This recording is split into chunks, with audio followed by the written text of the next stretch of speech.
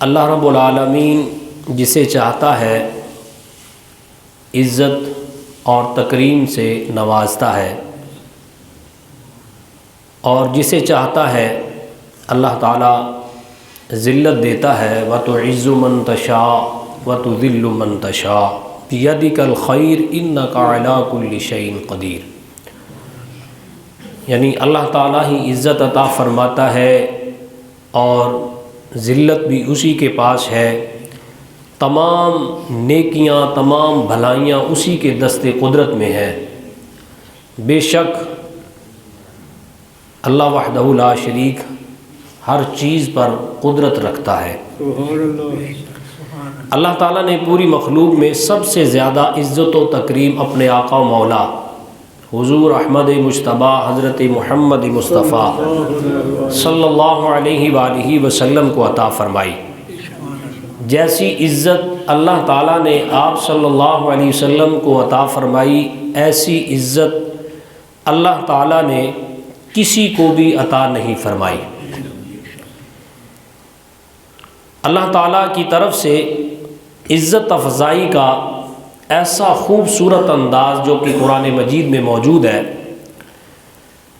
کہ اللہ تعالیٰ نے حضور سے نسبت رکھنے والی چیزوں کی قسمیں اٹھا کر حضور کی عزت افزائی فرمائی۔ ایک موقع پر حضرت سیدنا عمر فاروق رضی اللہ تعالیٰ عنہ آپ بارگاہ رسالت مآب میں عرض کرتے ہیں، بِأَبِي أَنْتَ وَأُمِّي یا رسول اللہ صلی اللہ علیہ وآلہ وسلم، یا رسول اللہ صلی اللہ علیہ وآلہ وسلم، میرے ماں باپ آپ پر قربان ہو جائیں۔ لَقَدْ بَلَغَ مِنْ فَضِيلَتِكَ عِنْدَ اللَّهِ أَنْ أَقْسَمَ بِحَيَاتِكَ دُونَ سَائِرِ الْأَنْبِيَاءِ وَلَقَدْ بَلَغَ مِنْ فَضِيلَتِكَ عِنْدَهُ أَنْ أَقْسَمَ بِتُرَابِ قَدَمَيْكَ کہ یا رسول اللہ صلی اللہ علیہ وآلہ وسلم، قسم بخدا اللہ تعالیٰ نے اپنی بارگاہ میں آپ کی یہ عزت اور فضیلت رکھی ہے کہ اس نے انبیاء علیہ السلام میں سے صرف آپ کی زندگی کی قسم ارشاد فرمائی ہے۔ انبیاء تو سارے ہوئے ہیں لیکن کسی نبی کی زندگی کی قسم اللہ پاک نے نہیں کھائی۔ یا رسول اللہ، آپ وہ ہستی ہیں، وہ شخصیت ہے کہ اللہ تعالیٰ نے آپ کی زندگی کی قسمیں اٹھائی ہیں، بلکہ زندگی کی نہیں بلکہ آپ کا مرتبہ اور مقام لوگوں کو بتانے کے لیے اللہ تعالیٰ نے آپ کے قدموں سے لگنے والی خاک کی قسم اٹھائی اور فرمایا، لا اقسم بہذا البلد، سونیا مجھے اس شہر کی قسم ہے جس شہر میں تو چلتا پھرتا ہے۔ یعنی حضور کے چلنے پھرنے اور حضور کے قدموں سے لگنے والی جو خاک تھی، اللہ نے اس خاک کی قسم اٹھا کے حضور کی عزت افزائی فرمائی ہے۔ آپ اندازہ کریں کہ یہ تو صرف خاک ہے، ان لوگوں کی شان، عزت اور تکریم اور فضیلت کا کیا مقام ہوگا جنہوں نے حضور علیہ الصلوۃ والسلام کا کلمہ پڑھا، حضور کا ساتھ دیا، حضور کے ساتھ سایہ بن کر رہے اور اپنی جان اور اپنا مال حضور پر نچھاور کر دی، اور یہاں تک کہ اب تک حضور کے ساتھ لیٹے ہوئے ہیں۔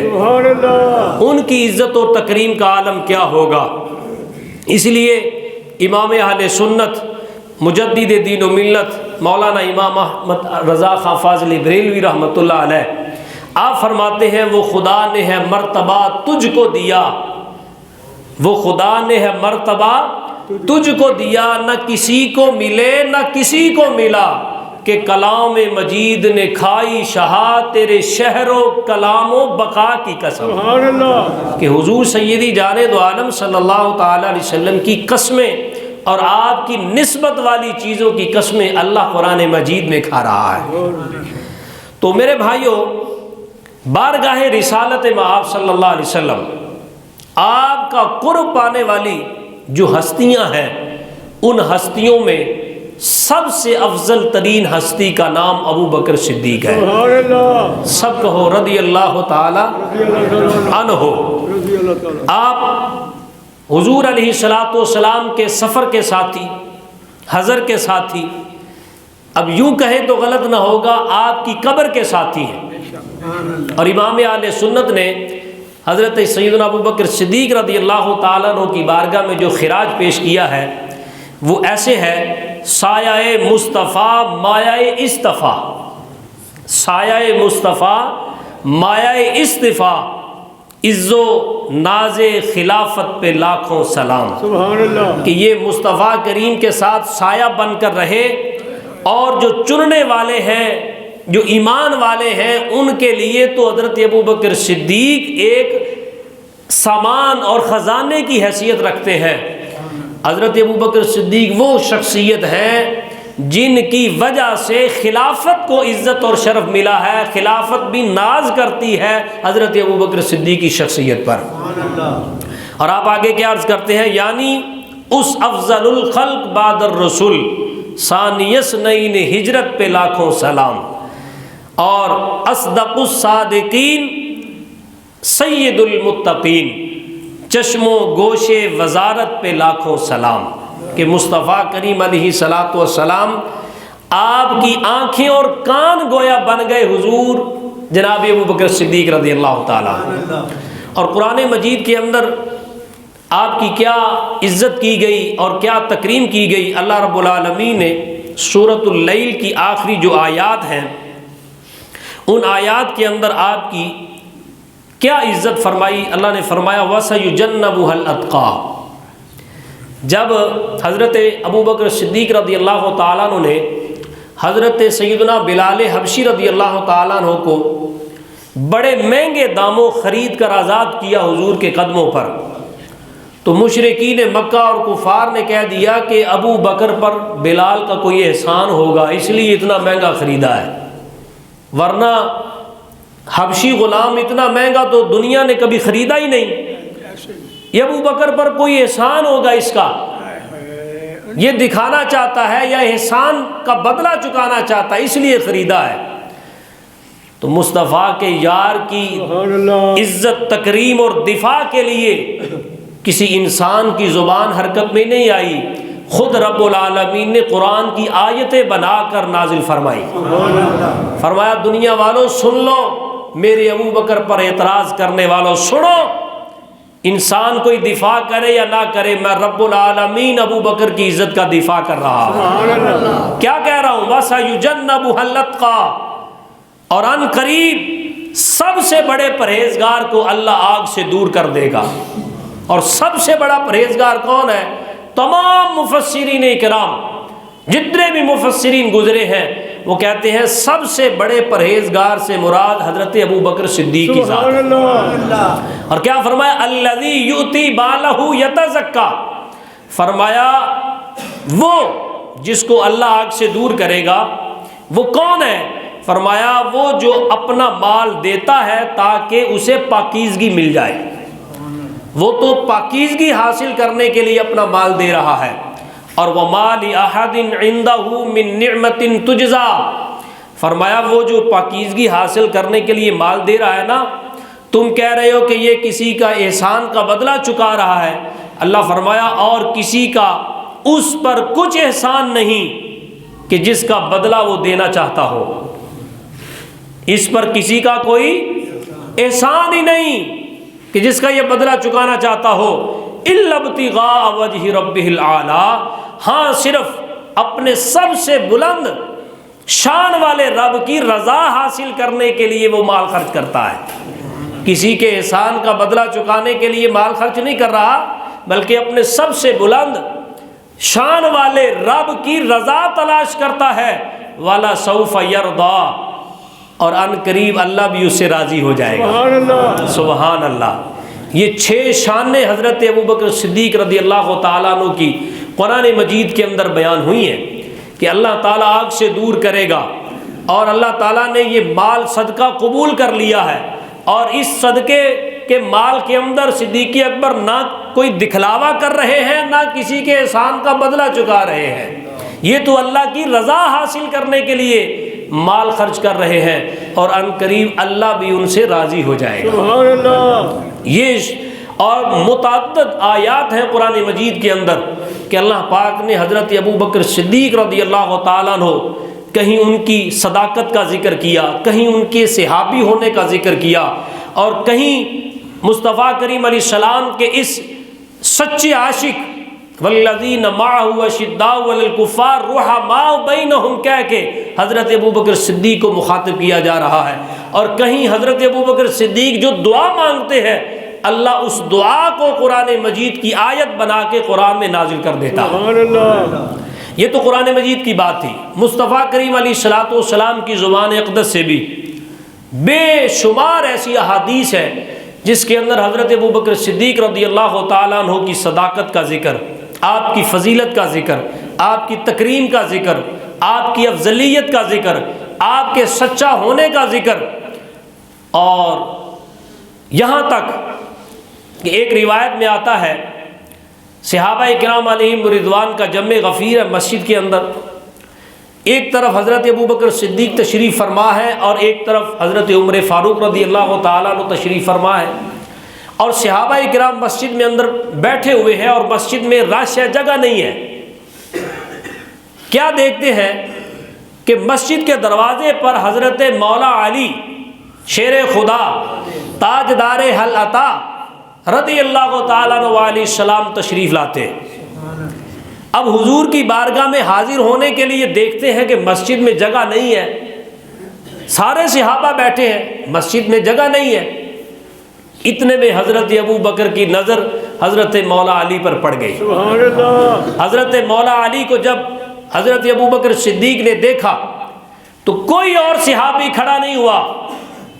آج جو اعتراض کرنے والے، تان کرنے والے اور ابو بکر صدیق رضی اللہ تعالیٰ عنہ کی شخصیت پر زبان درازی کرنے والے ذرا سوچیں کہ کوئی صحابی کھڑے نہیں ہوئے، حضرت مولا علی کو دیکھ کے حضرت ابو بکر اپنی جگہ سے کھڑے ہو گئے اور آواز دی، علی کہیں اور نہ بیٹھنا، ادھر آؤ مصطفیٰ کے پہلو میں ہم مل کر بیٹھتے ہیں۔ ہائے ہائے، ذرا سبحان اللہ کی صدا لگائیں۔ کہیں اور نہ بیٹھنا، آؤ مل کر مصطفیٰ کی بارگاہ میں حضور کے دامن میں دونوں غلام مل کر بیٹھتے ہیں۔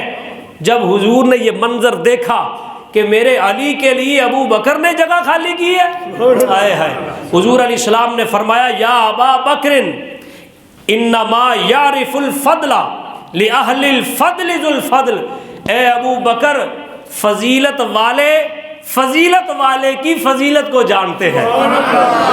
اللہ، ابو بکر فضل والا فضیلت والے کی فضیلت کو جانتا ہے۔ یہاں مصطفیٰ نے بتا دیا کہ ابو بکر بھی فضیلت والا ہے، میرا علی بھی فضیلت والا ہے۔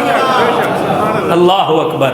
اور یہ حسین امتزاج یہ اہل سنت کے سٹیجوں سے تمہیں ملے گا، یہ اہل سنت کی مساجد کے محراب و ممبر سے ملے گا کہ لوگ حضرت ابو بکر صدیق کا نام لیں گے تو ادب سے لیں گے، مولا علی کا نام آئے گا پھر بھی پلکیں جھک جائیں گی۔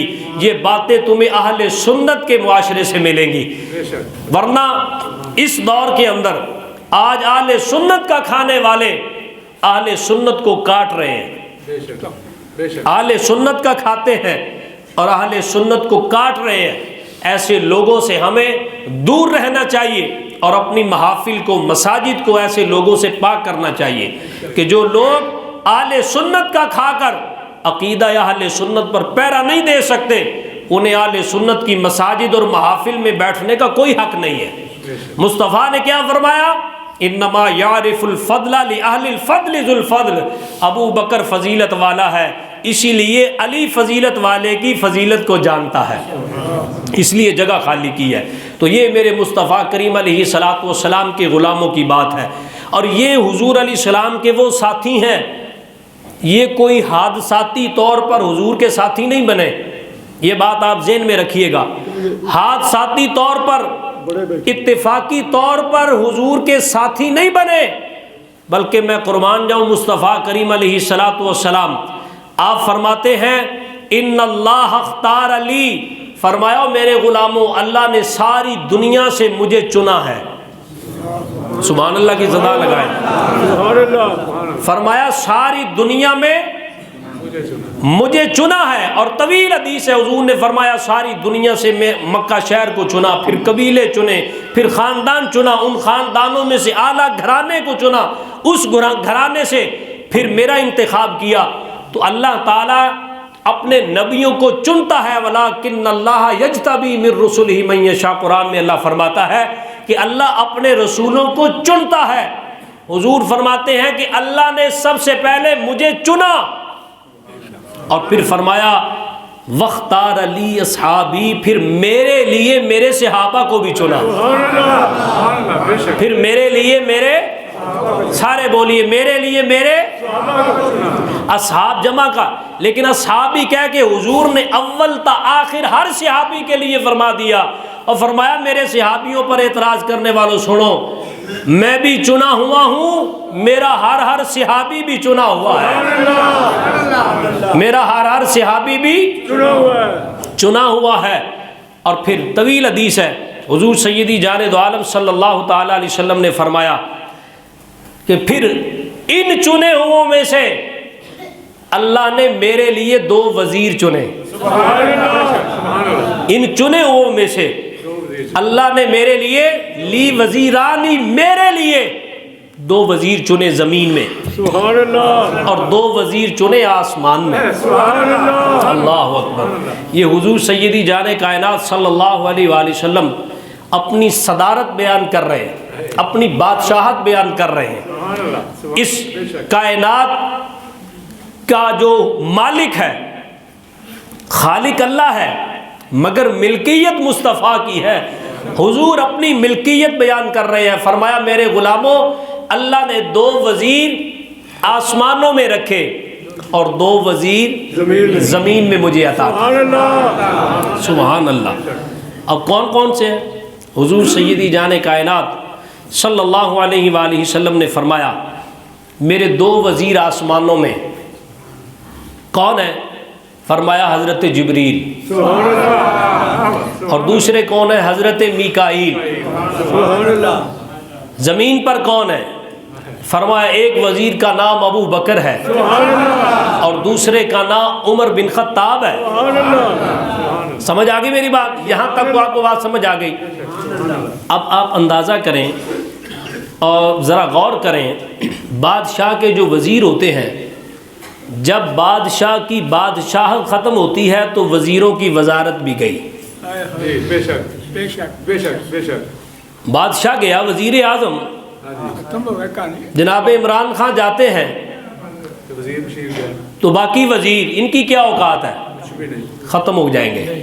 لیکن مصطفیٰ نے بادشاہ نہیں کہا, فرمایا لی وزیرانے. سبحان اللہ. خالی وزیر نہیں کہا کہ یہ وزیر ہے, فرمایا نہیں میرے وزیر ہیں, جب تک میری صدارت رہے گی ان کی وزارت رہے گی.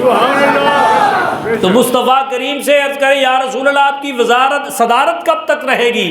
تو جواب تو یہی ہے, اہل سنت کا عقیدہ بھی یہی ہے, مصطفیٰ کی صدارت ختم نہیں ہو سکتی. پھر ماننا پڑے گا اہل سنت کے سٹیجوں سے یہ صدا آ رہی ہے کہ مصطفیٰ کی صدارت ختم نہیں ہو سکتی, تو پھر ابو بکر و عمر کی وزارت بھی ختم نہیں ہو سکتی.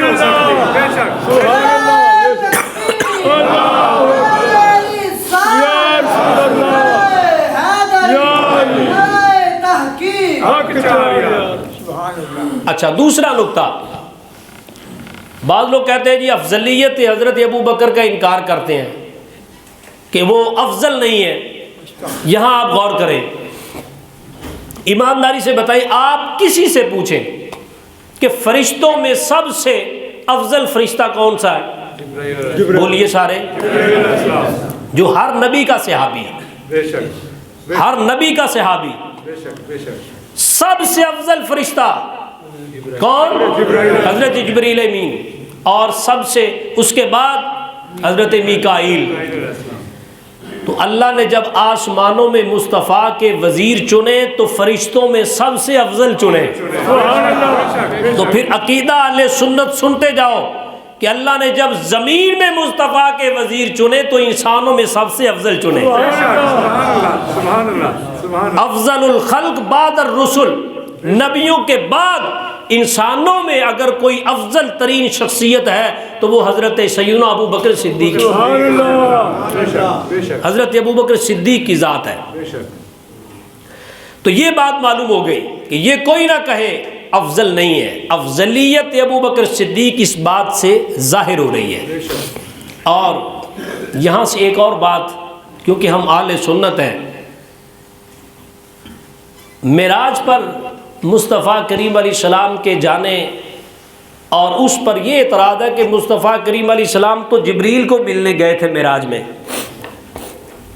اگلا مہینہ معراج شریف کا ہوگا نا، تو لوگ یہ عقیدہ ظاہر کریں گے کہ مصطفیٰ کریم تو سدرہ تک گئے ہیں اور جبریل سے ملاقات کر کے واپس آ گئے ہیں۔ مجھے ایمانداری سے بتائیں کہ کبھی بادشاہ اپنے وزیروں کو ملنے کے لیے اتنے لمبے سفر کرتے ہیں؟ سبحان اللہ، نہیں نہیں بادشاہ نہیں اپنے وزیر کو، اور پھر اس وزیر کو علامہ بدر الدین عینی شارح بخاری فرماتے ہیں کہ میں نے احادیث کی روشنی میں جب ریسرچ کی تو اس نتیجے پر پہنچا ہوں کہ مصطفیٰ کی بارگاہ میں جبریل امین دنیا میں 24,000 مرتبہ حاضر ہوئے ہیں۔ سبحان اللہ، بے شک اور جیڑا وزیر 24,000 واری ملن لئی مدینے جو مصطفیٰ نو آئے، سبحان اللہ، اس کو ملنے کے لیے سدرہ پر جانے کی کیا ضرورت ہے؟ نہیں سمجھے؟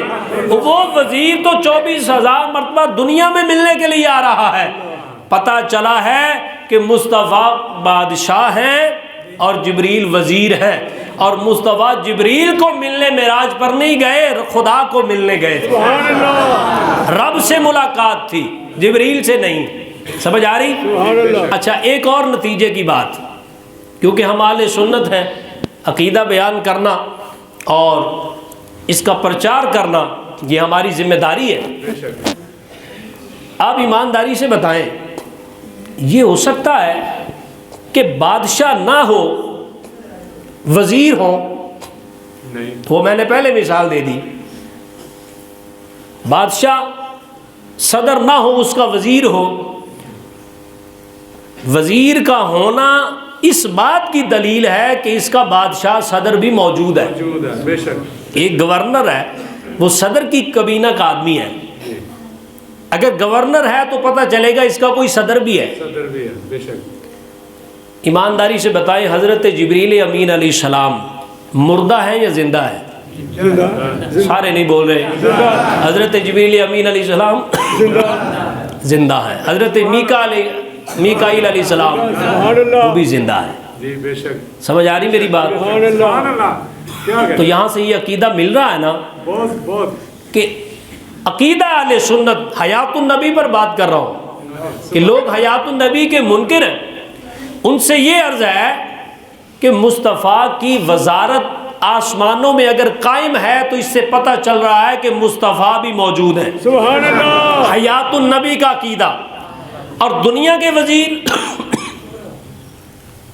قرآن پاک سے آپ دیکھیں، اللہ فرماتا ہے وَلَا تَقُولُوا لِمَن يُقْتَلُ فِي سَبِيلِ اللَّهِ أَمْوَاتٌ بَلْ أَحْيَاءٌ وَلَٰكِن لَّا تَشْعُرُونَ۔ جو اللہ کی راہ میں قتل ہو جائے، شہید ہو جائے، اسے مردہ نہ کہو۔ حضرت عمر فاروق رضی اللہ تعالیٰ عنہ، آپ کو مسجد میں شہید کیا گیا، بے شک آپ کو مسجد میں شہید کیا گیا۔ اور حضرت ابو بکر صدیق رضی اللہ تعالیٰ عنہ کے بارے میں یہ متفق بات ہے کہ آپ موت تو تبھی آپ کو آئی ہے، لیکن وہ جو غار کے اندر سانپ نے ڈسا تھا اس کا زہر دوبارہ لوٹ آیا تھا۔ اس بات پر تمام محدثین شارحین متفق ہیں کہ غار ثور کے اندر حضور کا پہرا دیتے ہوئے حضرت ابوبکر صدیق کی ایڑی پر جو سانپ نے ڈنگ مارا تھا اس وقت تو شفا مل گئی، لیکن وہ زہر دوبارہ لوٹ آیا اور اسی زہر کی وجہ سے آپ تبھی موت دنیا سے چلے گئے۔ تو آپ کی شہادت سری شہادت ہے، بے شک آپ کی شہادت سری شہادت ہے۔ جس طرح تیز بخار سے مرے، حضور نے فرمایا اس کو بھی شہادت کا درجہ مل جاتا ہے، اچانک موت بھی شہادت کا، وہ سری شہادت ہے، وہ جہری ہے۔ تو یہ بھی شہید زندہ اور جبرائیل اور میکائیل بھی تو بھائیو جن کے وزیر زندہ ہو ماننا پڑے گا مصطفیٰ بادشاہ ہے، وہ بھی زندہ ہے۔ عقیدہ حیات النبی بھی اس بات سے ظاہر ہو رہا ہے۔ تو معلوم ہو گیا یہ چنے ہوئے ہیں۔ کیا ہے؟ حضور نے فرمایا کہ میں بھی چنا گیا اور میرے وزیر بھی چنے گئے۔ اور اب ان چنے ہوئوں کو کوئی بھونکے، ایک جملہ بولنے لگا ہوں میں، ذرا جاگ کے بیٹھیے گا۔ ان چنے ہوئوں کو اگر کوئی بھونکے تو پتہ تو یہی چلتا ہے کہ وہ بھونکنے والوں میں بھی چنا ہوا ہے۔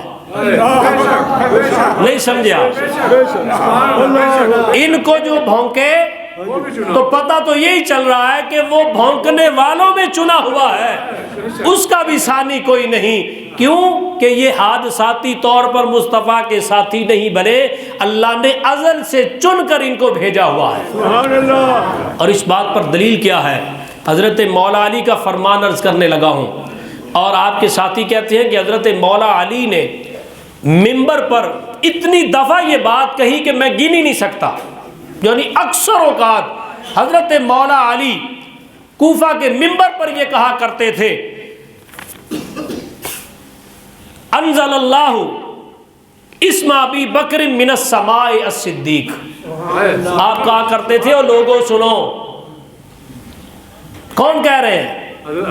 مولا علی۔ سب بولے کون کہہ رہے ہیں؟ مولا علی کوفے کے منبر پر کیا کہہ رہے ہیں؟ انزل اللہ اسم، کہ اللہ نے آسمان سے ابو بکر کا لقب صدیق نازل کیا ہے۔ عام ایرے غیرے نے نہیں دیا، اللہ نے اتارا ہے صدیق اکبر کا لقب۔ اور ایک مزیداری کی بات اور سماعت فرمائیں۔ ایک دن حضرت جبریل امین علیہ السلام حضور کی بارگاہ میں حاضر ہوتے ہیں۔ نبی پاک صلی اللہ تعالیٰ علیہ وسلم خوش طبی میں تھے۔ آپ نے حضرت جبریل امین سے فرمایا، جبریل ہے تو نوری فرشتہ، لیکن اگر ایسا ہو اللہ تجھے بشر بنا کر بھیجنا چاہے تو یہ بتا دنیا میں تو بشر بن کر انسان بن کر آئے تو کس شکل میں آنا پسند کرے گا؟ نہیں توجہ فرمائی۔ جبریل سے کیا پوچھ رہے ہیں حضور کہ اگر تجھے انسان بنا کر دنیا میں بھیجنے کا اللہ ارادہ فرمائے اور تجھ سے پوچھے جبریل بتا کس شکل میں جانا چاہتا ہے، تو جبریل ہر نبی کا صحابی، تورات کا حافظ، زبور کا حافظ، انجیل کا حافظ، قرآن مجید کا حافظ، نبیوں کا صحابی، عرض کرتا ہے مصطفیٰ سچ پوچھتے ہیں تو میں عرض کروں؟ فرمایا اسی لیے تو پوچھا ہے۔ عرض کیا یا رسول اللہ میری یہ خواہش اور پسند ہے کہ میں دنیا میں اگر انسان بن کر آؤں تو ابو بکر کی شکل میں بن کر آؤں۔ اللہ اکبر، اللہ اکبر۔ یہ ہے حضرت ابو بکر صدیق رضی اللہ تعالیٰ عنہ۔ وقت کی کمی ہے، ایک بات اور عرض کرنا چاہتا ہوں تاکہ اس وقت جو حالات ہیں، اور یہ 2-3 سالوں سے ایسے حالات بن گئے کہ حضرت ابو بکر صدیق رضی اللہ تعالیٰ عنہ کی شخصیت کو بھی وہ جو ہے نا نزاع کا ایک سبب بنا دیا گیا اور عقائد کے ٹکراؤ کا ایک سبب بنا دیا گیا ہے۔ اور اب تو مین سٹریم میڈیا کے اندر بھی ایسے لوگ موجود ہیں کہ جو حضرت ابو بکر صدیق پر زبان کھولتے ہیں۔ اس لیے میں عرض کرنا چاہتا ہوں، میں کوئی قصے کہانیاں نہیں عرض کر رہا، صحیح حدیث کی روشنی میں آپ کے سامنے حضرت ابو بکر صدیق رضی اللہ تعالیٰ کی شخصیت رکھ رہا ہوں کہ آپ کو پتہ چلے کہ اگر وہ شیخین اور امت کے لیڈر اور رہنمائی اگر وہ اختلافات کا شکار ہو جائیں گے تو پھر کس کے پیچھے ہم نے چلنا ہے؟ پھر کون سی ایسی شخصیت آئے گی کہ جو مصطفیٰ کا پتہ بتائے گی؟ حضرت ابو بکر صدیق رضی اللہ تعالیٰ عنہ آپ سے یار بیٹھے ہیں، پوچھ رہے ہیں اور کہہ رہے ہیں، حضور نے پوچھا تمہاری کیا خواہش ہے؟ صحابہ نے کہا میری یہ خواہش ہے میں شہید ہو جاؤں، میں فلاں ہو جاؤں، میں یہ کروں۔ پوچھتے پوچھتے مصطفیٰ نے فرمایا ابو بکر بتا تیری بھی کوئی خواہش ہے؟ سبحان اللہ، اللہ اکبر۔ عرض کیا یا رسول اللہ دل ہے تو خواہش تو ہوگی نا، دل جو رکھتا ہوں تو کوئی نہ کوئی خواہش بھی ہوگی۔ تو مصطفیٰ نے فرمایا بتاؤ پھر کیا خواہش ہے؟ ایسا عاشق صادق دنیا میں نہیں آیا، بے شک بے شک، ایسا عشق۔ اور کیا ہے؟ فرمایا بتاؤ تیری کیا خواہش ہے؟ عرض کیا ان یکون ابنتی تحت رسول اللہ۔ سونیا میری 3 خواہشیں ہیں۔ پہلی خواہش یہ ہے کہ میری بیٹی ہو اور آپ کے نکاح میں آ جائے، سبحان اللہ، میری بیٹی ہو آپ کے نکاح میں دے دوں. اور مصطفیٰ نے یہ خواہش بھی ابو بکر کی پوری کر دی. دوسری فرمایا وَإِنفَاقُ مَالِي عَلَى رَسُولِ اللَّهِ. سونیا میری دوسری خواہش ہے کہ میرا جتنا بھی مال ہو تیرے نام پہ خرچ کرتا جاؤں. سنیو تمہیں مبارک ہو. نہیں سمجھے آپ؟ سنیو تمہیں مبارک ہو. کہیں نہ کہیں تو تم حضور کے نام پر خرچ کرتے ہو نا. لوگ اعتراض کرتے ہیں بھی یار یہ کیوں کر رہے ہو, یہ جھنڈی کیوں ہے, یہ لائٹ کیوں ہے, یہ سجا کیوں رہے ہو. تو ہم کہہ سکتے ہیں کہ ہم تو صدیق کی سنت ادا کر رہے ہیں, کیونکہ صدیق کا کہنا ہے وَإِنفَاقُ مَالِي عَلَى رَسُولِ اللَّهِ. سونیا میرا جتنا بھی مال ہو میں تیرے نام پر لگاتا جاؤں. تو سنی بھی کہیں نہ کہیں سنت صدیق ادا کرتے ہیں. اور پھر وہ غزوہ تبوک پر تو میں نے درس میں بھی عرض کیا تھا کہ غزوہ تبوک پر سارا مال جو لے آئے نا, تو حضور نے فرمایا صدیق گھر بھی کچھ چھوڑا ہے. تو حضرت صدیق نے جو عرض کیا وہ میں سنانا چاہتا ہوں. عرض کیا حل انا و مالی الا لک یا رسول اللہ. سونیا کیا میں اور میرا مال آپ کا نہیں ہے؟ ایسا جملہ کسی محب نے اپنے محبوب کے لیے نہیں بولا ہوگا. آج داستانیں تو آپ ہیر رانجھا کی سنتے ہیں, لیلا مجنوں کی سنتے ہیں, اور فلموں ڈراموں کے اندر بھی آپ وہ رومانس کے قصے اور کہانیاں اور سارا منظر کشی ہوتی ہے. ایسا جملہ کائنات کی تاریخ میں بتاؤ کسی نے اپنے محبوب کے لیے بولا ہو. عرض کیا حل انا و مالی الا لک یا رسول اللہ. یہ صرف بولا نہیں ہے, حضرت صدیق نے ثابت کر کے دکھایا. یا رسول اللہ کیا میں اور میرا مال آپ کا نہیں؟ حضور نے فرمایا کیوں نہیں. تو سونا پھر کیوں پوچھتے ہیں, یہ کیوں پوچھتے ہیں گھر کیا چھوڑا؟ یا رسول اللہ گھر میں اللہ اور اس کے رسول کو چھوڑ کر آیا. پروانے کو چراغ تو بلبل کو پھول, بس صدیق کے لیے ہے خدا کا رسول بس. اور پھر حضور نے بھی کمال کر دی. مصطفیٰ نے فرمایا اتنا نفع مجھے کسی کے مال نے نہیں دیا جتنا ابو بکر کے مال نے دیا. اتنا نفع کسی کے مال نے نہیں دیا جتنا ابو بکر کے مال نے دیا ہے. اور حضور نے فرمایا میں نے ہر شخص کا بدلہ دنیا میں چکا دیا ہے, ابو بکر کا بدلہ خدا سے لے کر قیامت میں دوں گا. ہر بندے کا. اللہ اکبر.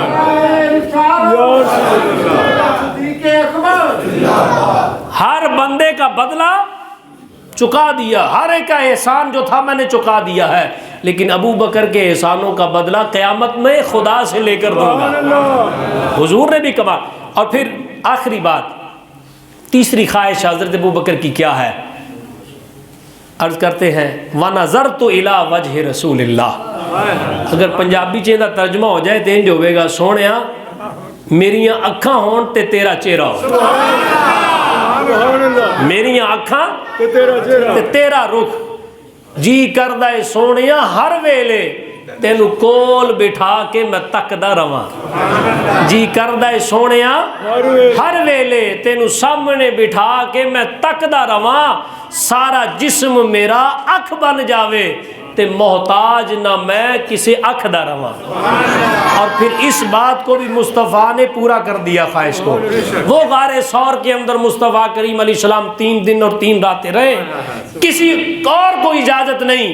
فرمایا لے صدیق تیری خواہش تھی کہ میں رج کے ویکھاں, لے پھر رج کے ویکھ لے. پھر وہاں رج کے صدیق اکبر نے دیکھا. پھر کیا کیا؟ رج کے دیکھا. اور یہ وہ نیکی تھی جس کے بارے حضرت عمر کہا کرتے تھے. اور حضرت عمر کی نیکیاں کتنی ہیں؟ حضرت عائشہ رضی اللہ تعالیٰ روایت کرتی ہیں کہ ایک دن رات میں حضور کے ساتھ لیٹی ہوئی تھی, آسمان ستاروں سے بھرا ہوا تھا. میں نے حضور سے عرض کیا یا رسول اللہ آسمان کے ستاروں کے برابر آپ کے غلاموں میں سے کوئی غلام ہے جس کی نیکیاں ہوں گی؟ تو آپ نے فرمایا ہاں ہے. یا رسول اللہ کون ہے؟ فرمایا عمر. حضرت عائشہ کہتی ہیں کیونکہ حضرت عائشہ اپنے بابا کا نام سننا چاہتی تھی, حضور نے کہہ دیا عمر. یا رسول اللہ میرے بابا کی نیکیاں کدھر گئیں؟ ابو بکر کی نیکیاں کدھر گئیں؟ تو مصطفیٰ نے فرمایا ابو بکر کی ایک نیکی عمر کی ساری نیکیوں کے برابر ہے. اور شارحین فرماتے ہیں وہ ایک نیکی کون سی تھی؟ سارے شارحین کہتے ہیں وہ ایک نیکی غار والی نیکی تھی. تو غار ثور کے اندر جو رج رج کے مصطفیٰ کا دیدار کیا تھا وہ ساری عمر کی نیکیوں سے بھاری ہو گئی تھی. تو مصطفیٰ نے حضرت ابوبکر کی یہ بھی خواہش کو پورا کر دیا. تو میرے بھائیوں، یہ شان، عظمت، تکریم، اکرام، فضیلت حضرت سیدنا ابوبکر صدیق رضی اللہ تعالیٰ عنہ کی ہے. اور آج بھی حضور علیہ الصلوۃ والسلام کے مزار کے اندر مصطفیٰ کریم علیہ السلام نے حضرت ابوبکر کو ساتھ لٹایا ہوا ہے اور بتا دیا ہے کہ مصطفیٰ کریم علیہ السلام نے جس نے مجھ تک پہنچنا ہے پہلے ابوبکر صدیق کو اپنے دل میں بیٹھائے. ابوبکر صدیق کی محبت اگر دل میں نہیں ہوگی تو مصطفیٰ کریم علیہ السلام بھی نہیں مل سکیں گے. بیچ میں شمع تھی اور چاروں طرف پروانے، ہر کوئی اس کے لیے جان جلانے والا. دعویٰ الفت احمد تو سبھی کرتے ہیں، کوئی نکلے تو ذرا رنج اٹھانے والا. کام الفت کے تھے وہ جن کو صحابہ نے کیا، کیا نہیں یاد تمہیں غار میں جانے والا. اللہ. اور ایک شاعر نے کیا خوبصورت انداز میں حضرت ابوبکر صدیق کو نذرانہ عقیدت پیش کیا. کہتے ہیں رہیں گے چومتے دہلیز بادشاہ تیری. سبحان اللہ. بے شک بے شک. حضور کے دربار میں بڑے بڑے بادشاہ جاتے ہیں تو انہیں کہنا پڑتا ہے السلام علیکہ یا رسول اللہ، السلام علیکہ یا ابا بکر، السلام علیکہ یا عمر بن خطاب. وہاں حضور کے ساتھ ساتھ دونوں یاروں کو سلام پیش کرنا پڑتا ہے. تو شاعر کہتا ہے رہیں گے چومتے دہلیز بادشاہ تیری، بہت بلند ہے صدیق بارگاہ تیری. بہت بلند ہے صدیق بارگاہ تیری، ادا شناس رسالت رہی نگاہ تیری، ہے زلف یار سے دیرینہ رسم و راہ تیری. اللہ حضور کے صدقے ہمیں سیدنا صدیق اکبر کی عظمت فضیلت سمجھنے کی توفیق عطا فرمائے. آمین بجاہ النبی الامین صلی اللہ علیہ وسلم.